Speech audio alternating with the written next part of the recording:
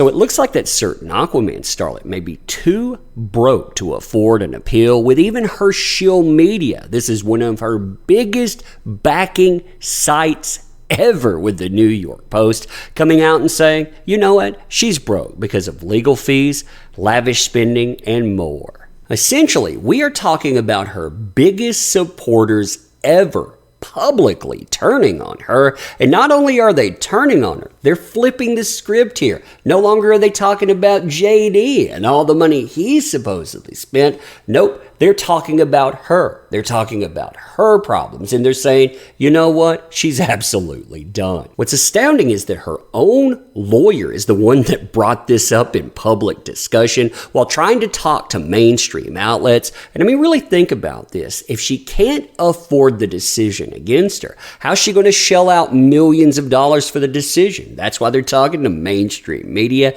That's why they're begging for support, in my opinion. Maybe if they contact the right people, maybe if they can get enough help, they can do something. Yeah, not likely at all. This, in my opinion, is one of the biggest wins for JD out there. You and I, we're going to talk about that today, too. And remember, this is a person that has burned every single bridge that they had in Hollywood. They burned Warner publicly. They burned Disney. They've burned a lot of other companies privately, too. You and I, we're going to talk about that. Fun times, huh? Fun times indeed. So, hey there to all you fine folks on this fine day, by the way. I hope you are doing excellently. And this article coming out of the New York Post, this is amazing for several reasons. First and foremost, the New York Post talking about this at all, it says quite a bit. I mean, this is the same outlet that was in contact with her brand new PR team. They were going after JD again and again for anything they could. When I say anything, I'm talking about items just like what we see are levied against her right now. This is an article from 05/01/2022. We're talking about a month and 4 days ago. And notice, they're in contact with David Shane. That's the CEO of the new PR firm that was representing that certain Aquaman starlet. They're talking about compulsive spending habits for JD. They're planning negative stories. Now look where things have gone. Yeah, this right here, it absolutely says she is done. No one's writing checks anymore. Now, probably one of the most telling things that the New York Post includes in this article is this discussion about net worth, the discussion about where money comes from, and the discussion about assets. Because when you put it all together, yeah, she can't afford anything at all. I mean, we're talking about a person with an estimated net worth of around $1.5 to $2.5 million. And again, remember, net worth, that's not the money you have on hand. That's every asset that you have, and that includes a home here. They talk about the home in the Yukon Valley that's estimated at $1 million value. This was a person that, again, was pulling in money from Aquaman, made $1 million from the first movie, $2 million from its sequel. And for any naysayer out there saying maybe, just maybe, she's going to have a career going forward, that Umbrella Guy, we're going to see her in Aquaman 3.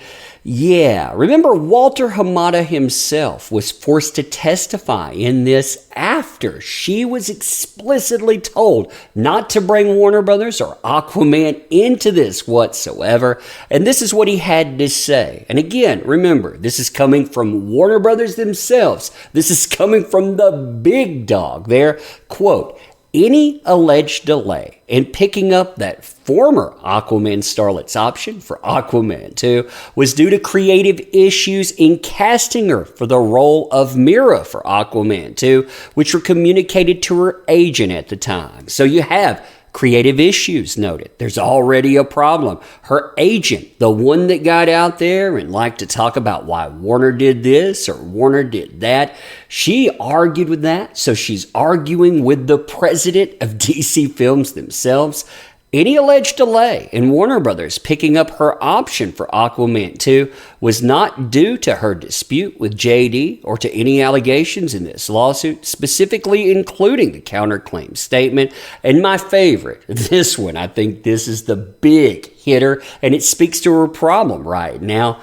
Warner Brothers would not have paid her more money on Aquaman 2 even if she had had more time to attempt to renegotiate her contract. Now remember, as far as Hollywood is concerned, Warner may have been the most prominent example of a company that she had problems with, but her problems, they didn't end there, not by a long shot. Look at the case of Disney, for example, a company that got rid of JD despite him making them tens of billions of dollars, and a company that tried to work with her. Listen to this, quote, "During negotiations over the scope of the subpoena, it became clear that their strategy," talking about that certain Aquaman starlet strategy, "was to show that Disney did not have documents showing a linkage between her public statements and JD's career, as so to minimize her damages. For that reason, her lawyers suggest that Disney perform a limited search. Basically, they just want to go through documents saying that there's no connection.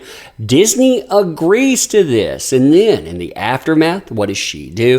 She threatens them with sanctions. She says, 'I'm going to sue you if you don't give me more,' because she's confident that she's going to walk away with a win in a career, only to find that, number one, the jury awarded JD $10 million in damages. Again, think, $10 million off the bat. In addition to that, they award $5 million in punitive damages. That punitive damages, it was capped at $350,000. But remember, punitive damages, quote, "Punitive damages are awarded in addition to actual damages in certain circumstances. Punitive damages are considered punishment and are typically awarded at the court's discretion when the defendant's behavior is found to be especially harmful." That's going to hit you in the pocket because people are saying you did this and you did it with the intent to be malicious, aka the jury did not believe anything that you had to say for 1 second. Yeah, when you start looking at sites that keep up with net worth, this is one of them here. What is her net worth? What do they say? Negative $6 million. This is in addition to all of those pledges, not donations that she's made. I'm sure the CHLA, they'll never see a dime. That other organization, they don't deserve a dime. They're not going to see one as well. But yeah, I mean, if she's in this situation here where she can't even afford a settlement with JD, how's she going to afford a legal team? How's she going to afford to go forward? Is she going to have them basically write a blank check and say that they're charity too? Absolutely not. Lawyers, they want to be paid. They want to be paid up front, and she can't do it. And unless one of those big backers from behind the scenes, they decide to write another blank check, she is absolutely done. But anyway, let me know what you think about this. And as always, appreciate the heck out of you. You make this stuff work. Thank you. Check out our designs too for our t-shirts. Check out our book as well. These are the things that fund the channel because, well, we're apparently the bad guys out here for talking about the truth. Appreciate the heck out of you too. And until next time, we'll see you soon.